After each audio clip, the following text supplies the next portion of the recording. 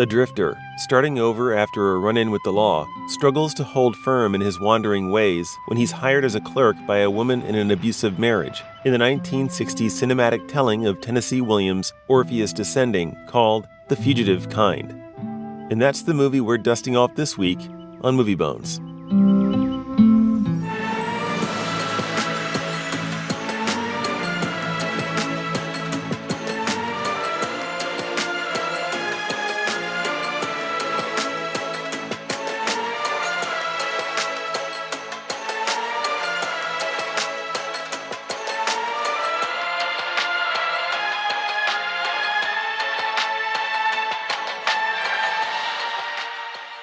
Man, that's pretty strong stuff there. And Tennessee Williams, I sure say he has a way of, he shows the ugly side and the ugly underbelly of society, but he's always got this thing about like these fatalistic characters, and I kind of love that about what he's done, both in Streetcar and this. You know what I mean? Yes. And also, have we seen a movie where we didn't like Marlon Brando yet? I can't think of one yet, And my wife and I were discussing Marlon Brando the other day, and I just thought he's like fire, man. He'll get like with everything I've seen him in. I kind of went to the kind of he's one of the greatest actors, of all time kind of a thing. And I definitely agree with that statement. And she had a good point though, as a counterpoint to that. She said like he's really awesome in a certain kind of role. And because if you think about all the roles you've seen him in, up to now, it's kind of like, he's playing. You feel it's always Marlon Brando doing something interesting, and he's really good at that thing. But he's not really like what you would call like a character actor, So maybe if your idea of greatness involves doing a wide variety of things, he might not have that aspect of it. But when he's in his niche, he is one of the greatest actors of all time, and I'll hold to that. I have seen him. Let's see, Streetcar, On the Waterfront. Obviously, this movie. Mm-hmm. I've seen The Godfather, and he's great in The Godfather. Like, yes, I've seen The Godfather. I won't, I think didn't he win an Academy Award for The Godfather? Yes, he did. If he didn't, it'd be it's like it's only one of his best known roles. I mean, And I don't know if you know this or not, but he plays Jor-El in Superman. Yes, I did know that. Actually, that was the first time I think I ever saw because I grew up with that, man. I'm going to date myself, but yeah, I go all the way back to that. This isn't really about that. That supposedly is one of his worst movies. Really? Yeah, Christopher Reeve. Yes, Christopher Reeve thinks he phoned it in. Well, he didn't have that much to do, really. Yes, but it caused like a bit of a rift between the two. Bit of a rift is an understatement. There's actually an interview where Christopher Reeve is very much talking bad about about him. Yeah.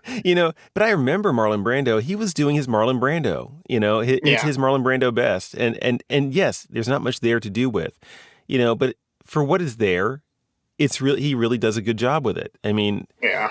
You want to hear about Phoned In? There's a movie called A Talking Cat. Have you heard of this? I have not heard of that. Okay. Yeah. If you're familiar with Riff Tracks, and it's like Riff Tracks did a take on it. It is basically a cast of unknowns, and there's this kind of cat that he has a power where he can talk to a human being once per person, and then he can't talk to that person ever again, just once. And he's bringing all their lives together in this really kind of stupid way, where it's like the things he says is supposed to nudge their lives together in a way that's meaningful, and it's absolute hogwash. But the voice of the cat is literally phoned in because the actor who did it is Eric Roberts, who is a name actor, by the way. Yeah, Eric Roberts, Julia Roberts' brother, I believe, is a name actor. He was in The Dark Knight in a small role, and he's literally, you can hear the quality of the audio. It is a phone call he is on. He is literally phoning it in. That's a phoned in performance, folks. I don't see ever like Marlon Brando ever phoning in something like that. So I would disagree with Christopher Reeve on that point. But we both agree he's an awesome actor. Oh, absolutely. Great actor. And here we have another movie where he's just, he knocks it out of the park in. Oh, yeah. And instead of having a side role or something, he is front and center in this movie. And it is a tragic story. It's both a tragedy, but it's also kind of like, but it's not the kind of tragedy like Macbeth or something where it's like, here's a character starts at a high point. He's in a high moral point, but he makes decisions that kind of end up bringing him down, cut the legs out from underneath him. Yeah. And that's usually the nature of what you think of as a tragedy, a Shakespearean tragedy. But Williams does something different here. And Williams is the writer here. We're talking about Williams. He's not the director, but Sidney Lumet is the director. But I'm going to talk a lot about Tennessee Williams because I think it's Williams' presence that is you can feel throughout the movie, especially because it's this tragic, almost doomed romance. But it's not a bad romance. That's the thing. He's great at showing like the human passion, trying to strive for relationship with other people in a deep and meaningful way. And either because of their personal flaws, but also because of the way the world is. The world doesn't let that happen. The world is judgmental against them. What do you think about that, basically? It's like, it's a tragedy, but it's also kind of not, too, because they get the two people who are interested in each other, in this case, Lady and Val, who's played by Marlon Brando, it's like they actually do commit to each other. Yes. It's almost an impossible relationship, given the circumstances of who they both are and their present circumstances. Yeah. As the movie is unfolding. And in circumstances, she is married, so to speak, but her husband is actively dying. At least that's what we're led to believe, that he's got some kind of sickness, that he is actively dying. And that, it's almost like you could see her planning for her future because she's lived a life of complete abuse. Her husband has, you can tell, it's like she didn't marry for love. It's almost like she married out of desperation. We don't know the exact circumstances. And she suffered the brunt of it. You understand where she's coming from. She's been almost cynical about love. She's just kind of muddling through life. And here's Marlon Brando's character, who is interesting, and he's, and he's got this unique take on life. And they have these great conversations where they explore each other's, what each other is about. I mean, in very deep ways. And the screenplay is allowing itself the room to breathe and to explore those things with these characters. It was extremely refreshing for me as an audience member. I kind of want to back up and talk about her. We're introduced to one of her past lovers. He's not there very long, but she had gotten pregnant by everything. The guy did not own up to his responsibilities. And the way the movie kind of talks about that, it's like that's what led her into her current situation with her husband and everything. And then, we've got her husband. That's her second. Oh, man, yeah. The guy who can't die quickly enough, Yeah, I know, right? Then we're introduced to Val, who's played by Marlon Brando. I'm not going to call him the love of her life, but, it's the person that she is drawn most towards. I thought that was really neat because, like I said, it peels back her backstory the most out of everybody in the movie. And frankly, like if you ask me, Val is still fairly mysterious by the end of the movie. He is a little bit that. I will give that, yeah. We don't 100% know, everything about him. And that's okay because we can at least guess, like, he's not a bad dude. Yeah, and you can tell that from the opening scene. There's an extended opening in this scene. I mean, I don't think I've seen, it's almost like a really long prologue. But they don't even get to the credits until, like, I don't know, maybe 10, 15 minutes in. I can't remember what it was, but there's this long, protracted scene in a courtroom where you don't even see the judge. The judge is talking to Val and in trying to, see how penitent he is about his part, I guess, in a brawl at the bar. And it's not boring. It's something that you don't see very often, and it's not boring at all. And that is a great credit both to the writing and to Marlon Brando's, abilities, I think, definitely.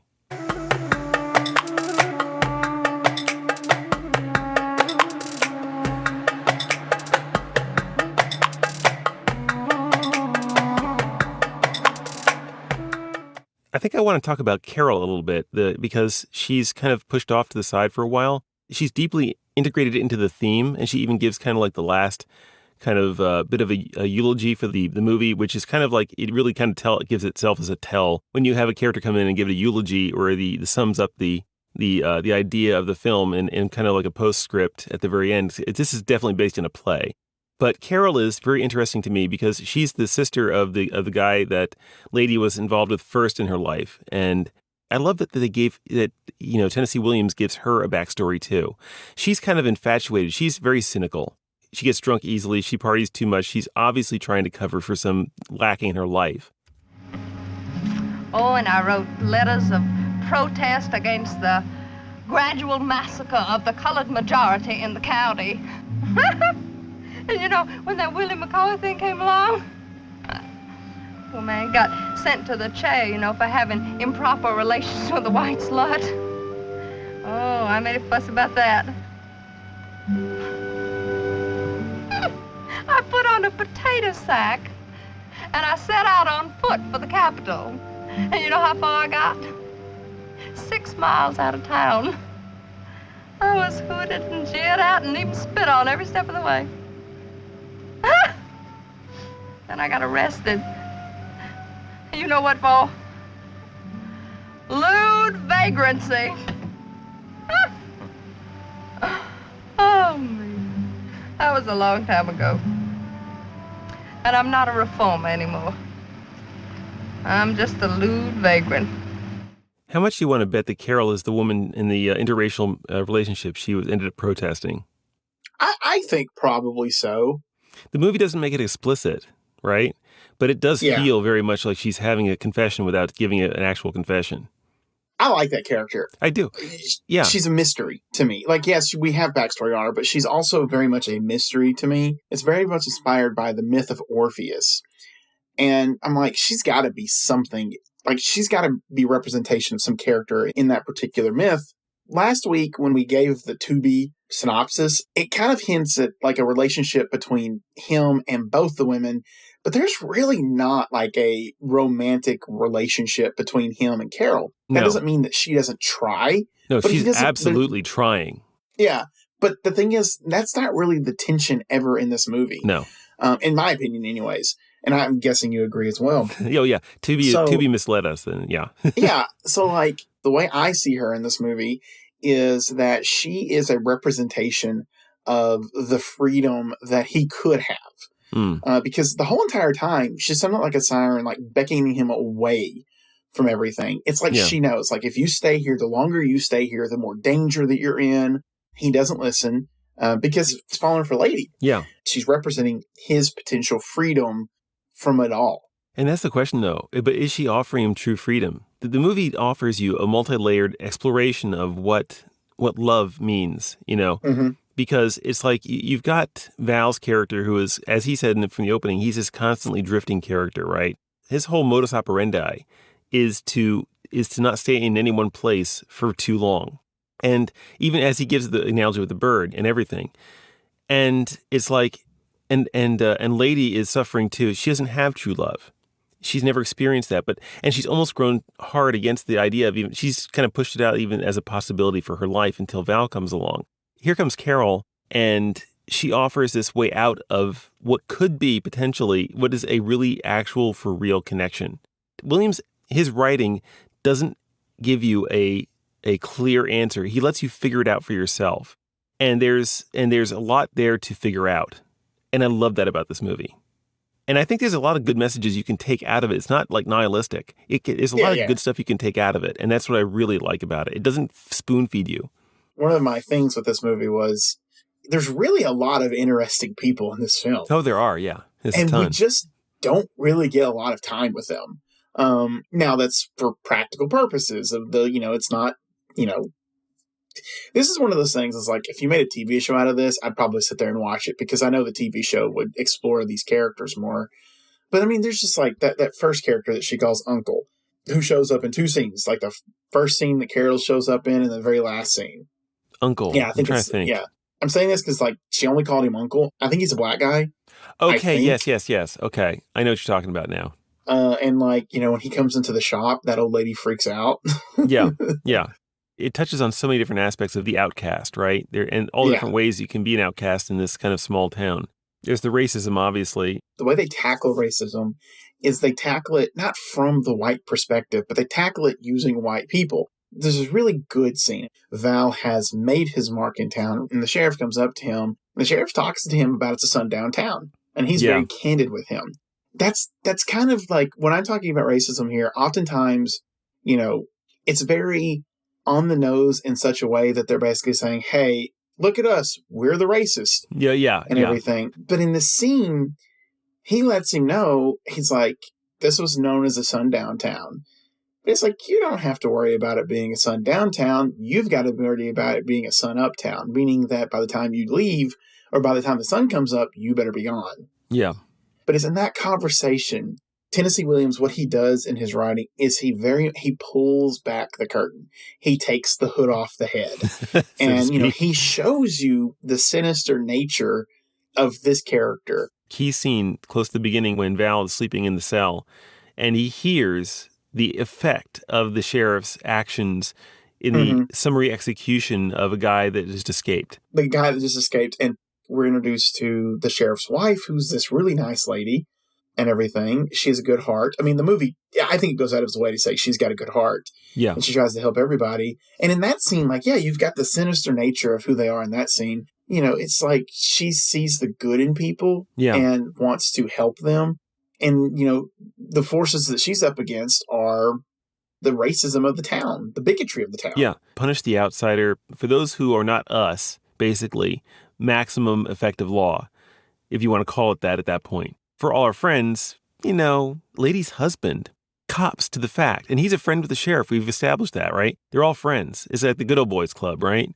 And it's like he admits having murdered her father, okay? To have burned down his vineyard, right? To have done these horrible things. And it's like, and he didn't pay any price for that at all. And that's just like, and that's one of the many issues that this film makes you tackle.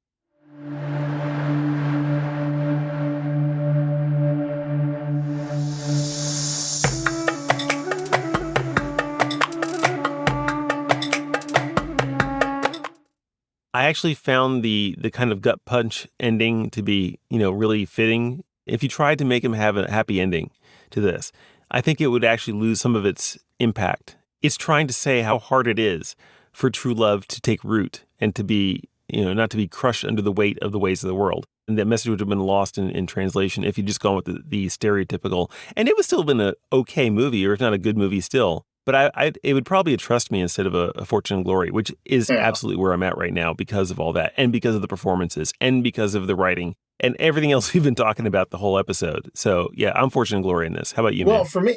for me, it's a Trust Me. And that's like a Trust Me leaning heavily on Fortune and Glory. So you like a 4.5 out of 5? Can I nudge you? Yeah. Okay, I'll nudge you up to that. Yeah, 4.5 out of 5 by all stretch if we were doing numbers. It's a Trust Me, and I think one of the reasons why it's a Trust Me is like, these movies can be heavy. They can be heavy to watch, especially if you've dealt with any kind of issue that this movie does unpack, and it does a really good job of unpacking. Oh, it sure does. You know, it's one of those things where you might not want to come back to it as much. My biggest issues with the movie was I just felt like it left a lot on the table that I would have loved to explore personally. Now, I'm not saying it needed to explore that. I just felt like it left a lot on the table to explore. And I do kind of agree. Like, again, maybe there's a debate. What does it mean? I do kind of agree that, like, it doesn't capture, like, I'm a big sucker for, like, movies that exist in the South.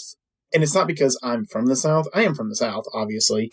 But it's not because I am from the South. It's just, like, there's something about it, that hometown feel. Yeah. That I thought, even though it's not technically, again, wouldn't even call it the South, Kings Row, I feel like, does a pretty good job of that. Was that in the South? Was that in the South? That's in Missouri, and I don't count Missouri as part of the South. But it's, you know, some of that is there. Like, it's Southern enough at times to, you know, climb on it. I feel like this is a very heavy movie. It is. I feel like there's a lot to explore, and I do feel like it didn't capture the South like I would like it to. And so it's a Trust Me, but it's like a solid Trust Me. Like, you should go watch this movie. Yeah. One of the things that made me laugh throughout the movie was that dang guitar. Does Marlon Brando have a musical bone in his body? I have gotten somewhat attuned to being able to detect if someone is playing the piano badly or not, or just faking it. Usually that only happens when the movie is bad enough that it's like that I have nothing else to focus on except for he's totally faking it right now. Here's the thing. I'm not even sure does he ever play the guitar? I think he strums a couple of chords every now and then, but it's not, they're very quiet. I think there was even one in the recording, This is my kind of funny thing about the movie, because they introduce this guitar. He loves this guitar. He never once plays that guitar. No. I was expecting at some point they might destroy the guitar as a form of antagonization for him, but that didn't happen either. And or that's he fine. Might hit somebody with the guitar. That'd be funny, although I think it would break the tone a bit. Yeah. But I mean, he's in love with guitar. It's just like, give me the relationship between him and the guitar. Like, tell me more about it. I'm not saying that's not really a negative thing about this movie. It's just a funny thing that I found to be about this movie. There's so many layers of like metaphors being applied here. You got the snakeskin jacket he wears. It's like a snake sheds its skin every so often.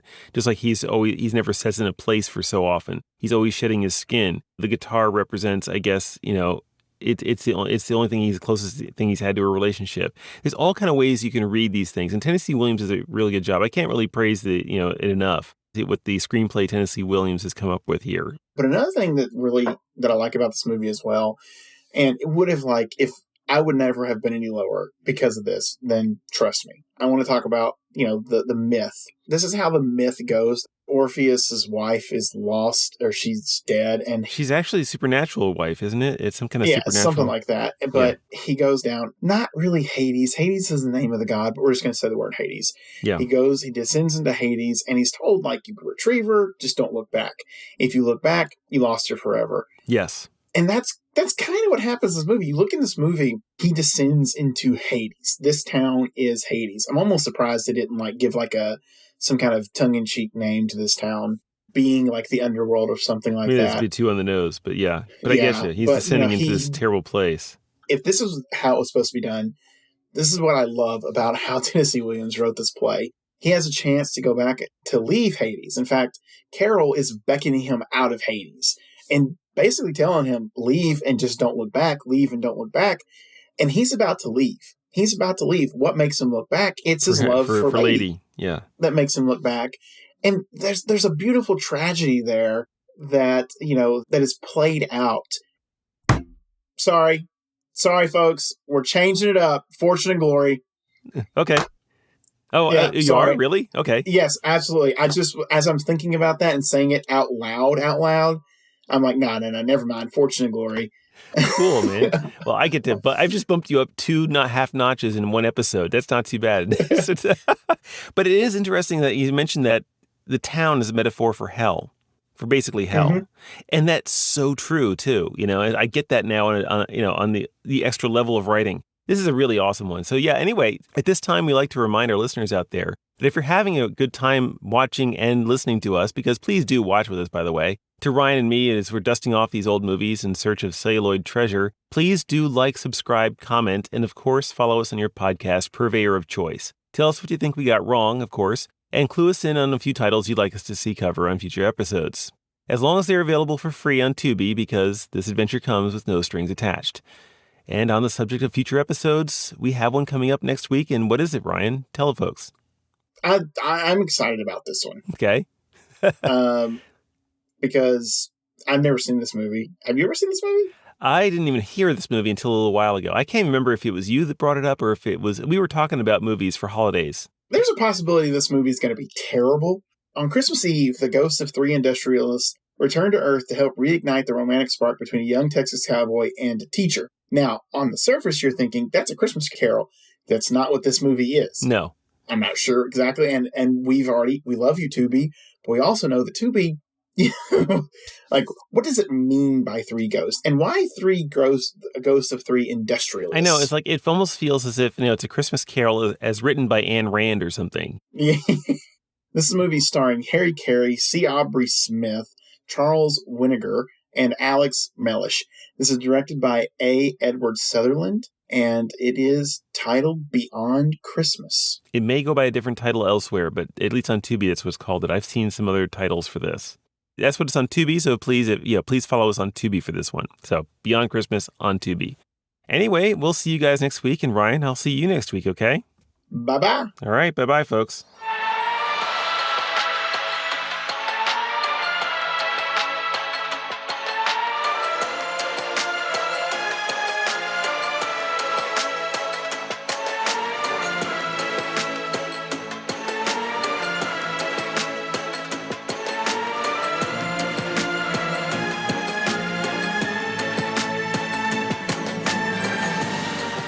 Get your legs on the other side of the gear shift.